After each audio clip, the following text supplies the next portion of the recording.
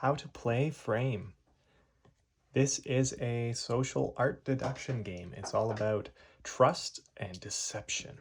Um, it's very easy to play, and there's a bunch of artwork cards and there's a bunch of role cards.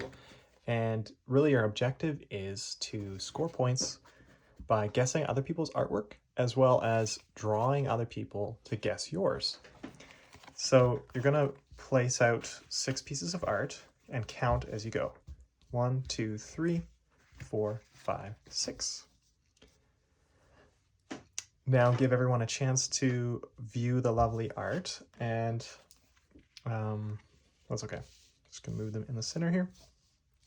Everybody can take a look at them and see what kind of concepts and objects they see and colors and all of that stuff.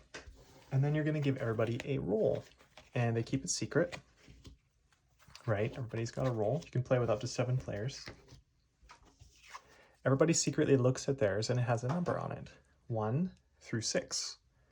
So this player owns this piece because that's number 1, just like we counted out earlier. Nobody else knows that they own that piece. Then then to play, you have 2 phases. 1, you all give a clue, and then 2, you all start guessing, but you go in turn order.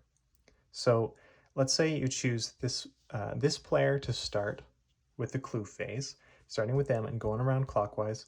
They have to say exactly 1 word that describes their piece. Now your word has to be unique in that it hasn't been said already, and it has to be something that you can explain later. You can reasonably explain, yeah, I chose this word because it described my piece this way. And that's where the trust and deception comes in. So this player could say sparkly, and people might guess that is this, but that might be a bit obvious. Maybe they could say ethereal. And that might be a bit too vague because people might see all of these and not be able to choose one. Maybe they choose the word inspiration. That's something that they can explain, and it maybe points to certain things more than others. I don't know. It all depends on who you're playing with. So after they give their clue, the other player each give a clue. And then starting with the same player again, you start going around and making a guess.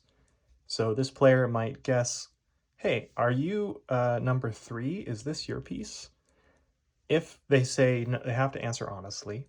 If they say no, that's not my piece because, oh, that was their piece.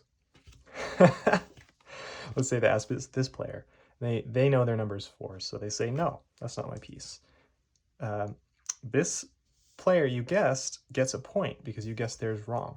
So they were able to draw your guess. If somebody asked this player, is this your piece? Yes, that is my piece.